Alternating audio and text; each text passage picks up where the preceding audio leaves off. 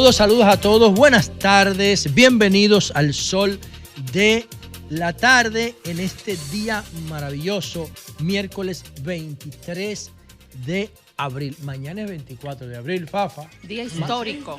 Mañana es 24 de abril y mañana es un día histórico para la República Dominicana. Mientras tanto, nosotros vamos a llevar a ustedes un contenido sumamente interesante. En el día de hoy tenemos una entrevista exclusiva con uno de los más importantes intelectuales de la República Dominicana, un tipo que yo admiro radicalmente porque tiene un conocimiento pocas veces visto. Y cuando yo digo eso, que soy un amante del conocimiento, no importa dónde se asiente, dónde esté, es porque son palabras mayores, ¿no? Gedeón Santos estará con nosotros. ¿Quién? Gedeón Santos. Gedeón Santos es un catedrático, pozo profundo autor, de conocimiento. Y nos va a hablar hoy del impacto de los aranceles en el mundo y su impacto local en República Dominicana, la guerra arancelaria de Donald Trump, que yo considero una guerra personal, pero que vamos a ver cómo lo ve un experto en el tema, uno de los mejores analistas internacionales que yo he leído. Vamos a tener una experiencia hoy muy grata escuchando a el maestro Gedeón Santos. Es bueno decir que fue presidente de Indotel, embajador ante la ONU. No, ante la OEA. Ante la OEA, y un hombre también, un conocedor. En el gobierno de Danilo, ¿verdad? Y en el gobierno de Lionel fue vicecanciller de la República. Bueno, que yo pensaba que en el gobierno de Danilo ese muchacho iba a ser canciller de la República. Muchacho con unos conocimientos. Un lujo. Sería un lujo de canciller para cualquier país de América Latina. Yo le llamé pozo profundo de conocimiento de geopolítica. Es un tipo durísimo y lo vamos a tener aquí en el día de hoy. Mientras tanto, hay un paquete de informaciones que tenemos que comentar y gestionar y trabajar para todos ustedes. Sobre todo, la entrevista que Antonio Espaillat, el líder de esta plataforma, le dio a la periodista Edith Febles. Nosotros nos enteramos ayer de que esa entrevista se iba a producir. No comentamos nada. Vimos la entrevista esta mañana y yo tengo mi opinión, pero yo primero quisiera escuchar la de ustedes. No, Cristal, no estoy hablando de señalar, Emilio, que voy a empezar por ti. ¿Qué opinan ustedes, Cristal, Emilio, Fafa y José La Luz, de la entrevista que Antonio Espaillat le dio a la comunicadora Edith Febles? La primera entrevista de Antonio, él había dado unas declaraciones que nosotros las presentamos aquí el día después de la tragedia, el martes, pero después de eso no había hablado.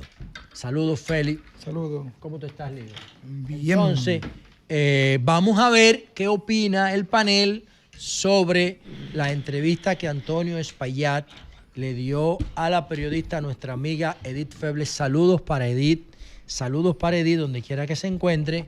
Y vamos a empezar entonces con Emilio, que se cambió. Bueno, sí.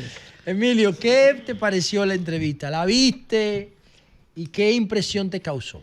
Bueno, yo vi la parte humana y ella tuvo un manejo como periodista, porque ella no es Ministerio Público, no es Procuraduría, no es abogada querellante. Hizo las preguntas pertinentes y correspondientes. Vi un Antonio muy afligido, sorprendido con lo que pasó. Entiendo y vi su lenguaje facial, cómo articulaba, corporal, todo, y se ve que un hombre que está, bueno, físicamente no es el Antonio es un hombre atleta, un hombre que siempre está practicando deportes. ¿Quieres que diga algo? Ajá. Yo nunca había visto a Antonio. No, jamás. No lo había visto nunca tan vulnerable. Cuando lo vi, 13 años que tengo trabajando con él. No, increíble, ese señor está batido. Te voy a confesar una cosa.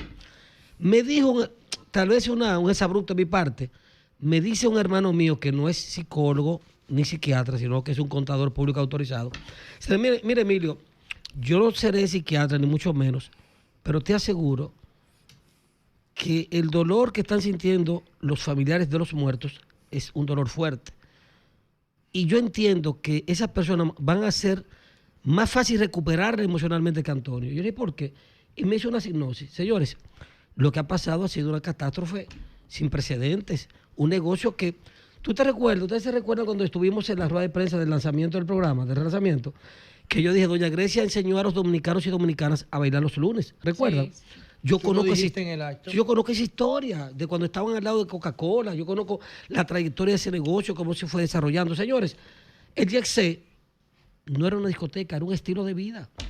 Era un estilo de vida donde la gente se compenetraba. Mira, eso era tan especial ese club que cualquier persona de dudosa reputación llegaba y se sentaba como un señor. Un comportamiento adecuado, acondicionado, sobre todas las cosas, con buenas modales. Y yo entiendo que la entrevista de Antonio era necesaria. Y qué bueno que haya sido con Eddie Feble, porque Eddie manejó de una manera muy articulada, muy parsimoniosa, muy justa, pero sobre todo no se vio inquisidora, pero se vio una persona interrogando, preguntando el por qué, y le preguntaba él directamente. Entonces yo de verdad creo que fue un paso fundamental para que los dominicanos y dominicanas y el mundo entendieran la posición de Antonio. Y obviamente, ¿tú sabes el sarcasmo? Que a mí me comentó una persona que él debe llorar. Y yo, ¿pero por qué debió llorar? Porque es una expresión humana. Inclusive, él se expresó de una manera que todo el mundo sintió que no es el Antonio Espaillá que conocemos. Es un proceso de recuperación. Y nada, vamos a ver cómo vienen los días que vienen, obviamente, posteriormente a este caso. Bien. Y simplemente decir lo siguiente, que yo vi que la entrevista fue positiva desde el punto de vista que él tenía que hablar como lo hizo. Bien. Cristal, juégatela. Ay, Dios, ¿por qué José me pone siempre a mí en el medio? Mira, yo realmente no he querido hablar sobre este tema de manera pública porque, como todos sabemos, como todos sabemos, es un tema muy sensible. Sobre todo para mí que soy madre y que cada vez que yo veo un joven o un niño fallecer o alguien más joven que yo, todo el que es más joven que yo lo veo como mi hijo. Y es algo lastimoso. Sin embargo, durante todo este proceso yo siempre he apelado a que debemos ser solidarios con las víctimas y con las personas afectadas, pero dentro de esa solidaridad siempre he apelado a que también hay que ser solidario con los propietarios del establecimiento, porque ningún propietario de un establecimiento, sobre todo de diversión, va a tener la intención o va a querer que algo así ocurra. Voy a confesar que ayer, cuando recibimos la información de que el señor Antonio iba a dar una entrevista hoy, lo primero que a mí me pasó fue que me asusté bastante. Porque nosotros que hemos tenido la oportunidad de verlo en estos días, al menos en mi caso, que voy a pecar de indiscreta, me he reunido varias veces por temas de trabajo aquí dentro, verlo tan devastado durante estos días y recibir la noticia de que él iba a dar la entrevista para hoy, yo dije, bueno, y realmente podrá darla porque realmente estaba muy afectado durante todos estos días. Pero vi a un don Antonio muy firme en querer resolver, en querer aportar y sobre todo en querer respaldar no solo a los familiares de las personas que lamentablemente fallecieron, sino también a esas personas que quedaron afectadas o a esos niños que quizás pudieron perder uno o sus dos padres. Mencionó el caso que me partió el alma de dos niñas que quedaron huérfanas y que están conversando para que no pierdan el año escolar. Y creo que dar esa entrevista ha permitido que mucha gente que no conocía la otra parte de la historia ahora pueda tener una historia completa. Bueno, yo creo que en medio de la confusión, en medio del ruido, en medio de todo esto, es posible que una gran parte de la población no le importe lo que diga la entrevista, no le importe lo que se diga aquí. Si tú hablas es malo, si no hablas es malo. Si tú vas al lugar de los hechos eres un imprudente, si no vas eres no tiene corazón en español. Cuando ocurren hechos de este tipo, bueno, de este tipo no. Cuando ocurre un hecho de sangre menor al que conocemos, regularmente la gente tiene su propia teoría del caso. Entonces, en este caso, que es algo tan grande, con tantas personas involucradas, pero no son personas involucradas pura y llanamente desconocidos, no. Familiares, amigos, vecinos, compromisarios de 30 años, clientes que estaban en un negocio día por día o lunes por lunes durante 20, 30 años, que se conocían que eran una familia, por eso el nombre de familia Yeset. La mayoría de comunicadores, principalmente diría yo que hasta en el propio cadena de medios que estamos, tiene miedo a hablar muchas veces por miedo a la represalia pública del qué dicen, de qué no dicen, por su opinión. Bueno, pues yo le voy a decir una cosa. Aquí es un compromiso con la verdad, pero también un compromiso con la solidaridad. Porque cuando ocurre un hecho de esta magnitud, nadie quiere estar... Miren, nadie. Usted que me está escuchando, que ha criticado tanto y que le doy la razón para que critique todo lo que ha criticado, yo le aseguro que a usted no le gustaría estar en los zapatos de nadie involucrado en la gerencia o en la administración del YESE. A usted no le gustaría, porque ahora mismo usted estuviera parado en la hoguera, todo el mundo poniéndole un tizón para que se queme, y usted dándole todas las explicaciones, como la que dio Antonio, por ejemplo. Dice Antonio, bueno, pero que dijeron que hay un ingeniero que hizo una cotización, que 4 millones de pesos. Dice, yo nunca recibí cotización. Yo voy a dejar que un negocio donde voy yo, donde está mi familia, se caiga por 3 o 4 millones de pesos. Pero así como ese tema de los famosos 4 millones, así también falso héroe. Aquí tenemos de todo, porque en medio de la tragedia, señores, siempre aparecen aprovechados. Uno por conveniencia propia, otro por conveniencia política, otro por conveniencia comunicacional porque son competencia de medios, y otro porque le da solamente la gana. Y una gran parte, o una parte un poco más ecuánime, por el dolor real de lo que está ocurriendo, dentro del cual usted se circunscriba, no importa cuál sea. Les entendemos, y yo creo que tienen razón a estar como están, pero lo que más me gustó a mí de la entrevista fue que él dijo, yo voy a atender y voy a ser responsable a todo lo que corresponda. Y como un hecho como este acarrea más temas civiles, las demandas civiles, que hasta el propio tema penal, porque es muy corto el periodo de sanción, porque así lo indica la ley. Entonces él está diciendo, óyeme, aquí si hay 100 demandas, yo voy a atender las 100 demandas. Bueno, porque es lo que corresponde. Por el momento yo creo que es correcto enfrentar todo o cualquier cuestionamiento, incluyendo el mediático, que mucha gente quizás no conocía muchos puntos y detalles que él logró abordar en esa entrevista. Fafa. Yo no he visto la entrevista, pero puedo opinar sobre el caso. A mí me estremeció el hecho. Una tragedia mundial, no solo, no hay antecedentes. Y entonces, el jefe de nosotros es el administrador del lugar donde pasó la tragedia. Te plantea aquí una actitud. No es un desconocido, tú no puedes ser indiferente. La persona que es la responsable del lugar donde pasó la tragedia, va a enfrentar una demanda de todos los perjudicados. Sobre él va a caer, como un problema legítimo, una ofensiva que ya se ha anunciado de reclamo y de reparación. ¿Cuál es tu actitud? Lamentar que mi jefe haya sido víctima de esta situación, es lo primero. Porque como tú decías, la solidaridad y la verdad a veces no andan juntas. Desde ese punto de vista, yo lamento que al responsable de nosotros aquí, de este trabajo, donde él nunca ha intervenido, por lo menos en mi caso, ni ha sugerido nada, donde tenemos un vínculo profesional respetable, yo lamento que él esté involucrado en esto. Es lo primero que... Lo segundo, se lo dije por escrito. Yo lamento la situación tuya y estoy en disposición de ayudarte en cualquier aspecto fuera del trabajo que sea necesario. Porque del fondo, no es verdad que en nombre de la dimensión de la tragedia tú puedes ser indiferente a saber que es un compañero, que ha hecho tu jefe, el que es la víctima, y él es la víctima. Es una tragedia para toda la gente, sin dimensión.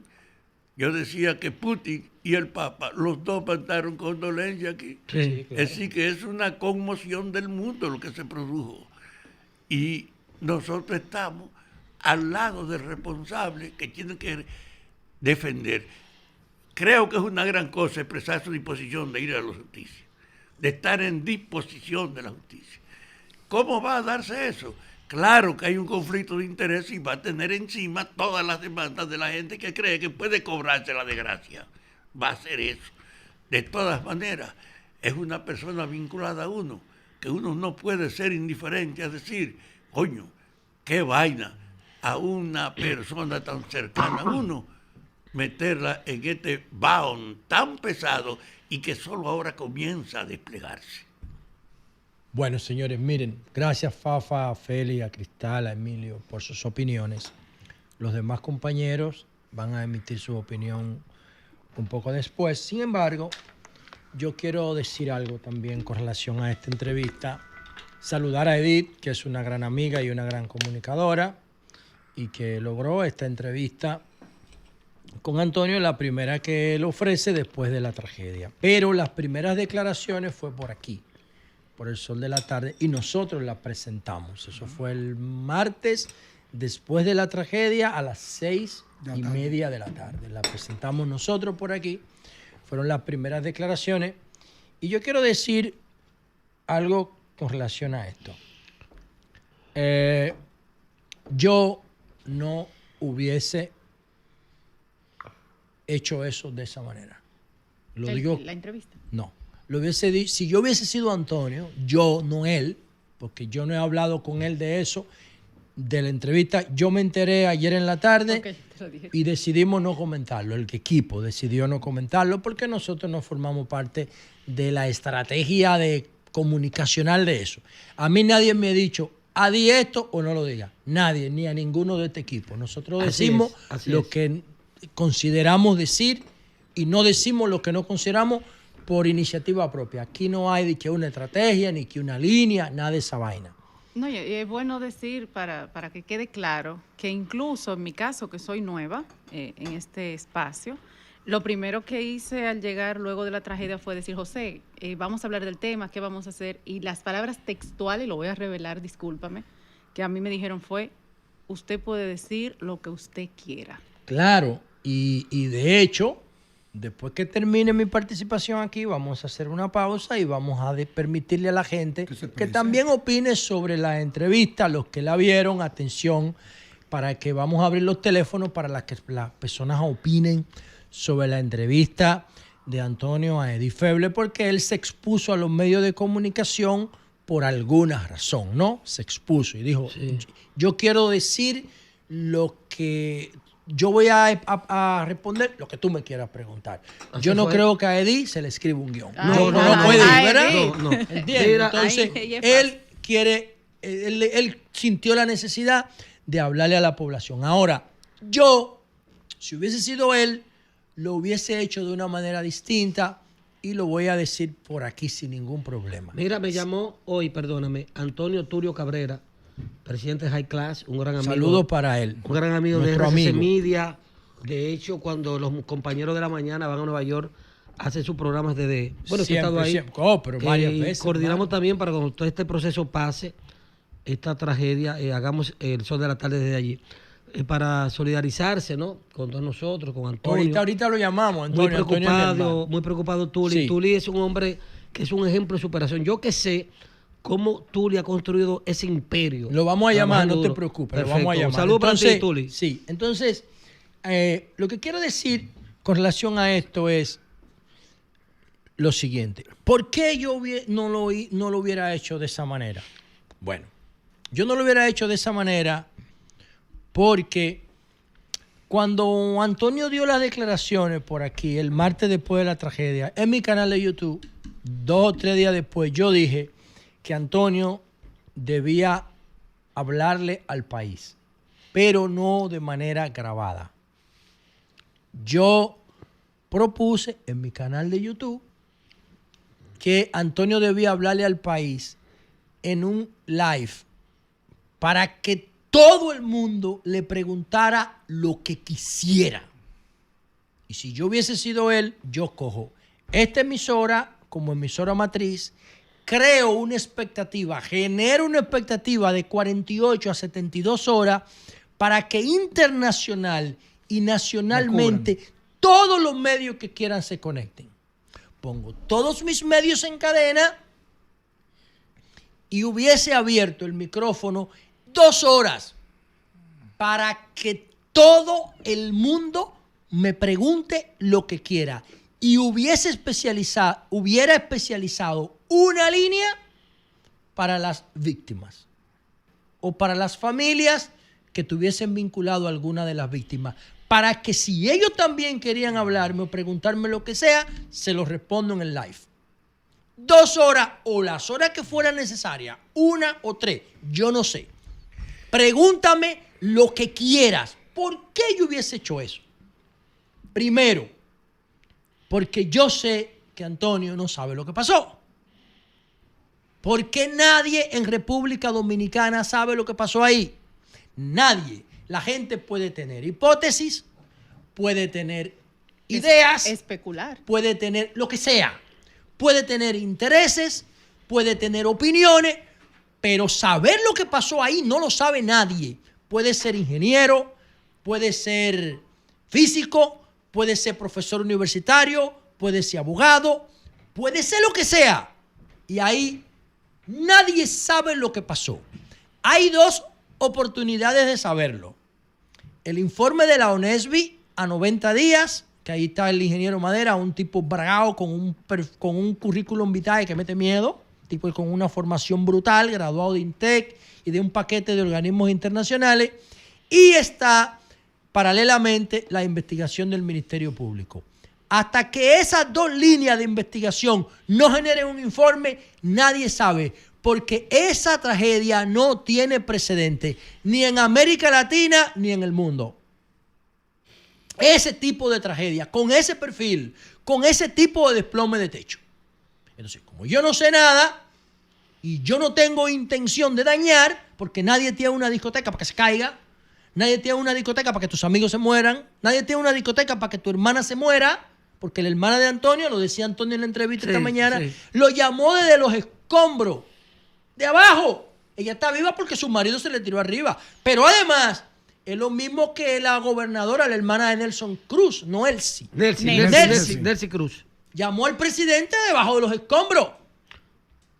Entonces, Antonio no hizo una discoteca para que se caiga. Él es un empresario. Él hizo una discoteca para entretener a la gente. Cierto. Su familia.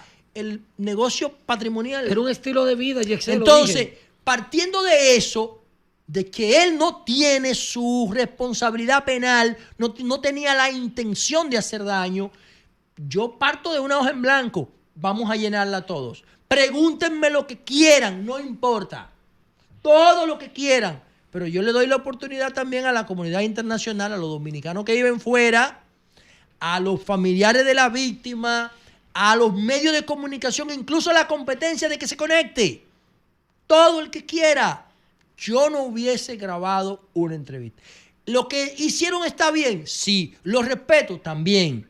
Pero yo hubiese hecho un formato más abierto, en vivo, sin limitaciones de tiempo, para que me pregunten lo que sea.